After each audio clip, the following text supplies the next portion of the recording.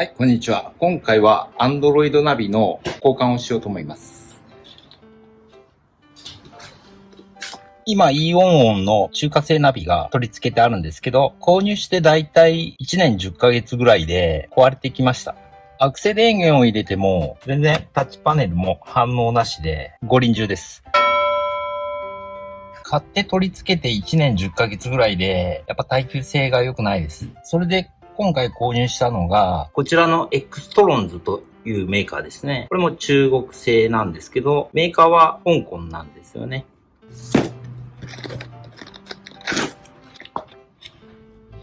説明書は全部英語で書かれているんで、ちょっと何書いてあるのかわかんないです。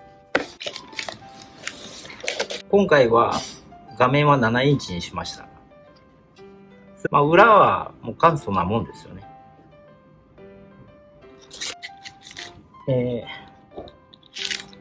ハーネス類ですね。あと取り付けの金具ですね。この Android ナビは 2D で8コアの 4GB プラス 64GB、4G 通信対応、Bluetooth、Wi-Fi、GPS、iPhone 対応、Android Auto 対応、DSP、USB、SD 入力。以上ですね。ざっくりこんな感じで。一応2021年の最新モデルらしいんですけど、Android ナビというと、ほんともっさりとしていて、すごい立ち上がりとか遅いんですよね。なので、4コアから8コアの方に変えてみたら、サクサク動くのか、それも検証してみようと思います。今回は Amazon で購入してみました。価格は送料込みで 27,699 円でした。詳細の方は概要欄にリンク貼っておきますので、チェックしてみてください。それでは交換の方をしていきます。10インチは画面を取り外せれるようになっているので、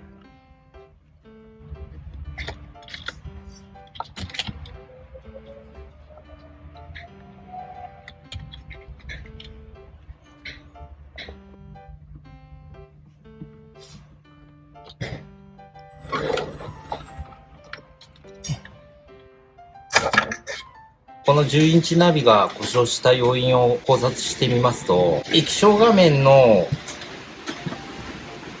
この出てる部分がダッシュボードから飛び出てるんですけど、真夏とかはダッシュボードは高温になるので、高熱によって回路が壊れた可能性もありますし、あとこの接続部ですね。こういったハーネス部分が壊れた可能性もあります。それから私の車足回り変えているので、サスがちょっと硬いので、こういった電装系は衝撃にも弱いので、振動とかで壊れた可能性もあります。このナビは気に入っていたんですけど、残念です。こういった中国製カーナビは1年ぐらいしか保証ないので、修理出すとお金かかるので、もう壊れたら買い替えですね。検討中の方は耐久性のリスクと説明書よくわかんないと、配線の色も違ったりするので、取り付けはやったことのある人ならばなんとかわかると思うんですけど、全くやったことない人はちょっと厳しいかなと思います。ショップに持ってってもまず中国製は断られますね。なので自分で DIY で取り付けられる方は参考にしてみてください。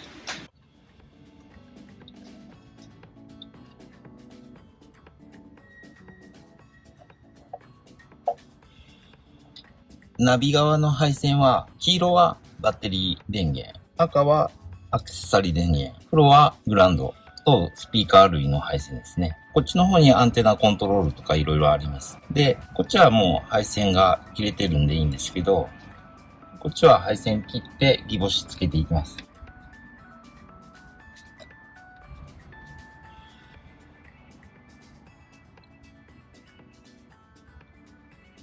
バッテリー電源の方を、黄色と黄色で差し替えていい。色はだいたい合ってると思うんですけど、色と、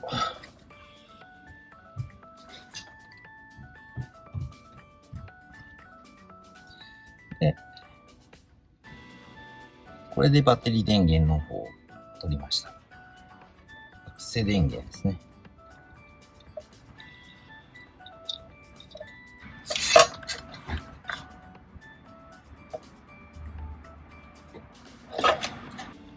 電源。ピーカーの前の右左は後ろの配線に引き回して、ツイーターは前の配線につなぎました。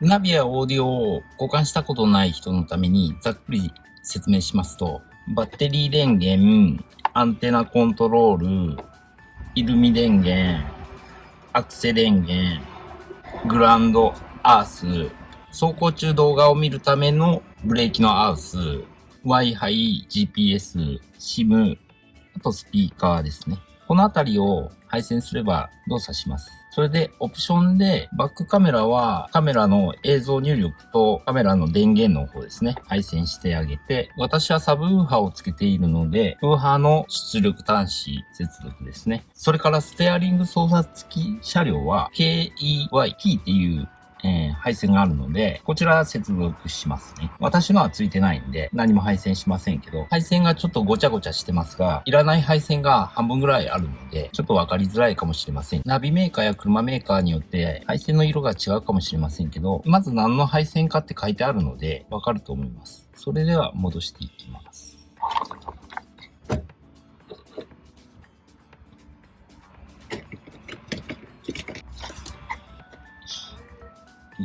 画面が大きくないので、ハザードのスイッチもちゃんと見えるようになりました。10インチの画面では、シュートノブを操作するときに手が当たってたんですけど、こちら7インチに変えてからは、そういった操作の時の手が当たるとか、そういうストレスはなくなりましたね。起動してみます。ETC カードを入れてください。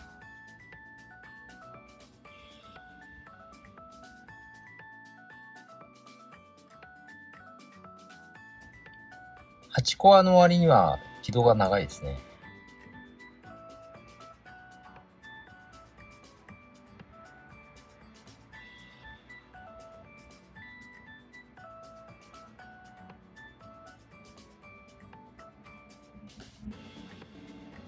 ようやく今立ち上がりましたけど、最初立ち上げた時は英語表記なので、設定でシステムを選んで、言語と入力、言語を日本語表記にします。日付と時刻は私は自動設定にしています。で、タイムゾーンの自動設定は東京にしています。Wi-Fi がつながるか、ネットワークとインターネットで確認します。ホーム Wi-Fi を接続して試してみます。はい、つながりましたんで、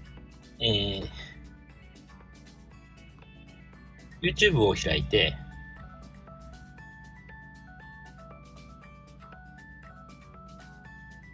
つながったのが確認できました。音がきちんと流れるかどうか NCS で確認してみます。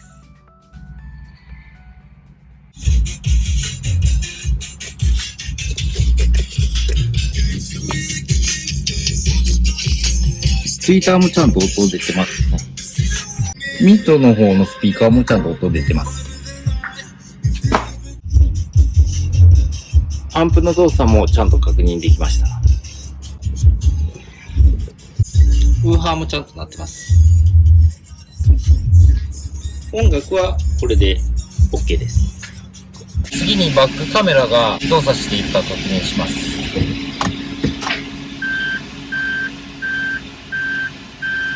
はい、ちゃんと映ってます。それからナビですね。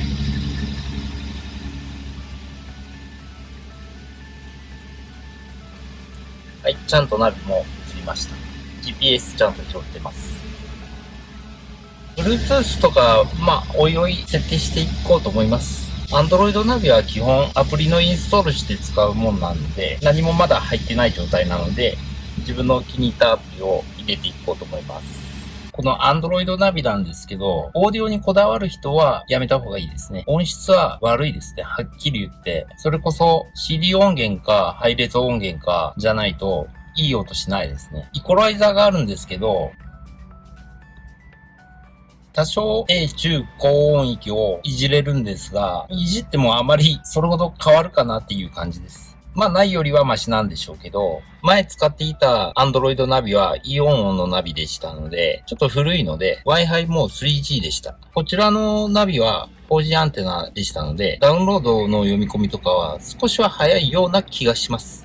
4コアから8コアに変えてみて、サクサク動くかなと思ったんですが、早くなったかって言われると、まだまだなんかもたつくような感じはしますね。このナビも何ヶ月か何年持つかはわかりませんが、そのうち 5G 対応のナビが出ると思うので、買い替えるときは 5G の対応ナビになってるでしょうね。耐久性はわかんないので、また壊れたりなんかしたら動画をアップしようと思います。今のところ、このナビがおすすめできるかどうかはちょっとわかりかねますので、Android ナビを検討中の方は参考にしていただければと思います。はい。ということで、ナビの紹介でした。